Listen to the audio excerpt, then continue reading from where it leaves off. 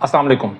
आज market 385 point plus close हुई है और मैक्सिमम गई थी मार्केट 972 पॉइंट प्लस हुई थी और 255 पॉइंट प्लस हुई है मिनिमम पॉजिटिव में। और वॉल्यूम जो है वो कल से कम है और कल वॉल्यूम था 273 मिलियन का, आज हुआ है 215 मिलियन का। वैल्यू कल से ज़्यादा है, यानी कि अच्छे स्टॉक्स में आज काम हुआ है। तो कल था 20 बिलियन का काम हुआ है, आज 21.4 बिलियन का काम हुआ है। वॉल्यूम हालांकि काफ़ी कम है, वैल्यू बढ़ गई, इसका मतलब है कि अच्छे बड़े स्टॉक्स में काम हुआ है। तो ये भी मुझे एक पॉजिटिव चीज़ नज़र आई है इसके अंदर, तो मैं आपको बता दूं। अच्छा, सेकंड जो इन्होंने जो पॉजिटिव कंट्रीब्यूटर्स जो हैं उसमें से एंग्रो एच है, लकी है, OGDC, TRG, PSO, UBL। और जिन्होंने नेगेटिव कंट्रीब्यूट किया उसमें हब पावर, MEBL, मारी, FCCL, गैलेक्सो, PSX। ये स्टॉक्स हैं जिन्होंने नेगेटिव कंट्रीब्यूट किया है। और इसके बाद हम चलते हैं सीधा कैटेगरीज़ की तरफ और अब जाते हैं कैटेगरीज़। अच्छा, ओके। आज की जो सबसे पहले अलर्ट कैंडल्स जो हैं वो मैं डिस्कस कर लेता हूँ। FCL, नेशनल बैंक और PSX का मेरा स्टॉप लॉस आज हिट हो गया है और 4% पे उसका स्टॉप लॉस मेरा हिट हो गया आज। तो मैं इसको अब आवरली के ऊपर ट्रेस करूंगा। अगर आवरली के ऊपर दोबारा अगर बना तो फिर PSX में हम एंटर करेंगे। छोटा स्टॉक्स मुझे पसंद नहीं है, लेकिन बस कुछ स्टॉक्स सोचते मैं ले लेता हूँ, लेकिन छोटे स्टॉक्स में ना बड़ा इशू है। ये जो TKT के अंदर अगर छोटे स्टॉक्स में काम करेंगे ना, ये आपको प्रॉब्लम बनाएंगे। अच्छा जी, इसके बाद ये कुछ स्टॉक्स हैं जो ब्लू जो हाईलाइट हुए हैं, इनमें हमारी पोजीशन चल रही है, ठीक है, इनमें तेज़ी है। अगर आपने इन ब्लू वाले स्टॉक्स को बाय करना है तो आवरली चार्ट पे आप जाके बाय कर सकते हैं, क्योंकि ये थोड़े से सुपर ट्रेंड में चले गए हैं या थोड़े से नीचे भी हो सकते हैं। वो मेरी ट्रेड वाली जो लिस्ट है उससे पता चल जाएगा आपको। लेकिन अगर आप इनमें इंटर होना चाहते हैं तो फिर आवरली चार्ट पे जाके इंटर हो सकते हैं आप। और कैटेगरी ए के अंदर FFL भी आया है, HTL आ गया है, NCPL है, नेटसोल है। बाइंग ट्रिगर नहीं हुई इनके अंदर, लेकिन मैं आपको बता रहा हूँ। एयरलिंक आ गया है, FCEPL आ गया है, TRG आ गया है। TRG को आज मैं डिस्कस कर लेते हैं जी, TRG का कैसा मामला चल रहा है। और TGL तेज़ है, जो मैंने हाईलाइट किया है। इनमें अगर आप बाय करना चाहते हैं तो आप आवरली चार्ट पे इनको बाय कर सकते हैं, क्योंकि ये अच्छे सुपर ट्रेंड में जा रहे हैं। मैंने बाय नहीं किया TGL को, डेलिबरेटली बाय नहीं किया। तो ये था जी मेरा, ये हो गया। उसके बाद हम ट्रेड पे जाते हैं। ट्रेड की सिचुएशन ये चल रही है कि आज एटलस होंडा में बाइंग हुई है मेरी ट्रिगर, CPHL में बाइंग ट्रिगर हुई है, GHGL में बाइंग ट्रिगर हुई है, सुई साउथ में बाइंग ट्रिगर हुई है और UBL में बाइंग ट्रिगर हुई है। जिनमें से एटलस होंडा 8% प्रॉफिट में आज ही, और 0.25% CPHL माइनस में है, 2.25% आपका GHGL माइनस में है, 2% आपका सुई साउथ माइनस में है और 1% तकरीबन UBL माइनस में है। तो सिर्फ एक आइटम जो है वो प्लस में है। बाकी इसके अलावा 6% प्लस में जा रहा है लकी, और बाकी छोटे छोटे लॉसेस चल रहे हैं। और PSX का मेरा स्टॉप लॉस आज हिट हो गया, पहला रिजल्ट आ गया जी इसका, ठीक हो गया जनाब। और ठीक हो गया, तो बस ठीक है, कोई ख़ास प्रॉफिट लॉस नहीं जा रहा। अच्छा जी, ये 2 दिन की जो सूरत हाल थी। इसके बाद हम कुछ स्टॉक्स को और इंडेक्स को मैं डिस्कस कर लेता हूँ उसके ऊपर।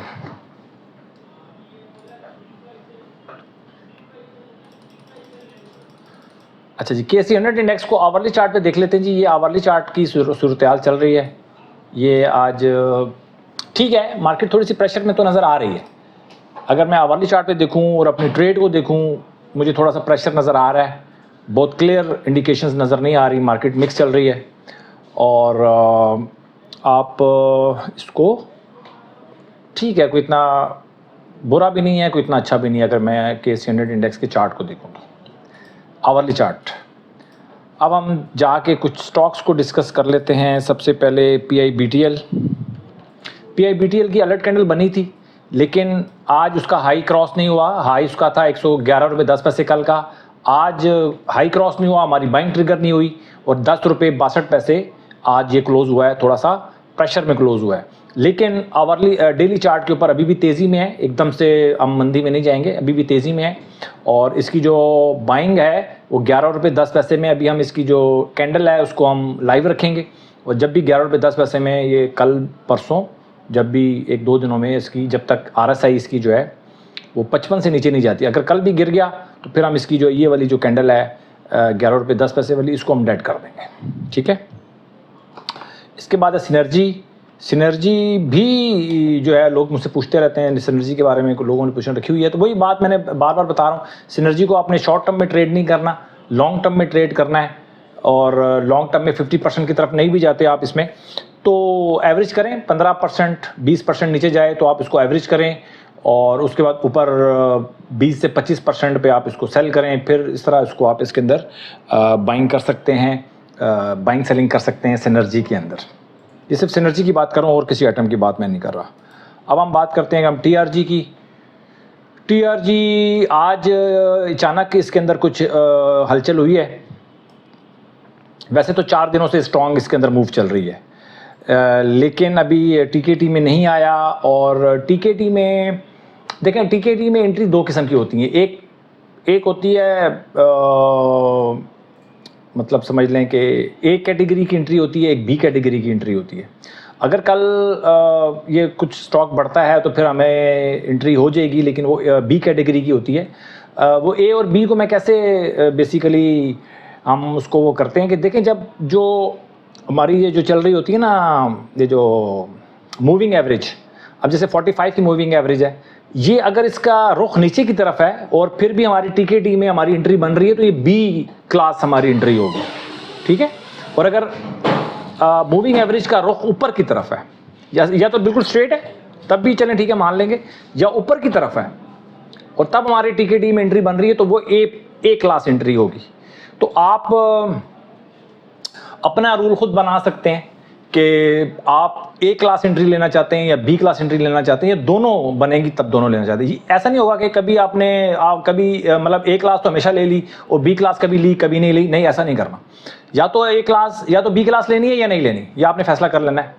तो अगर अभी जैसे TRG को देखूं तो थोड़ा सा नीचे टिल्ट कर रही है इसकी मूविंग एवरेज, तो अगर इस तरह का कोई इशू हो तो उसको ऊपर जाने दें। जाने के बाद जब ये वापस नीचे आके टच करेगी ना, उसको दोबारा जब TKT में आएगा तो उस वक्त ये A क्लास एंट्री बन जाएगी।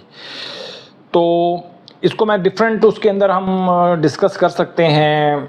अगर मैं देखूं किसी स्टॉक्स जो चलें स्टॉक्स, इसको इस चीज़ को हम डिस्कस कर लेते हैं कि ऐसी कौन कौन सी एंट्रीज़ हैं जो हम बना सकते हैं। जैसे HTL है, फ़र्ज़ कर लें, HTL को अगर मैं देखूं तो वो वाली एंट्री मुझे नज़र आएगी। ये देखें, HTL को देख रहे हैं आप, इसकी मूविंग एवरेज, इसकी जो मूविंग एवरेज है, इसकी जो लाइन है वो नीचे की तरफ है, बिल्कुल डाउनवर्ड है, अपवर्ड नहीं है, डाउनवर्ड है।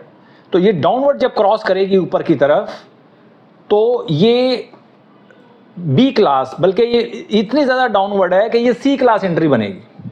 तो C क्लास एंट्री ना लिया करें मेरे हिसाब से। मैं तो कंप्यूटराइज्ड काम करता हूँ तो कंप्यूटर को नहीं पता होता कि ये क्या बन रहा है क्या नहीं बन रहा, तो वो हम तो एंट्री ले लेते हैं। लेकिन आप अपने आप को कहीं ना कहीं अपने आप को इसके अंदर आप फिल्टर कर सकते हैं कि आप A क्लास एंट्री लेना चाहते हैं, B क्लास लेना चाहते हैं या C क्लास लेना चाहते हैं। मुझे लगता है कि शायद ये A class, B class, C class, ये मैं फर्स्ट टाइम शायद आपके साथ डिस्कस कर रहा हूँ।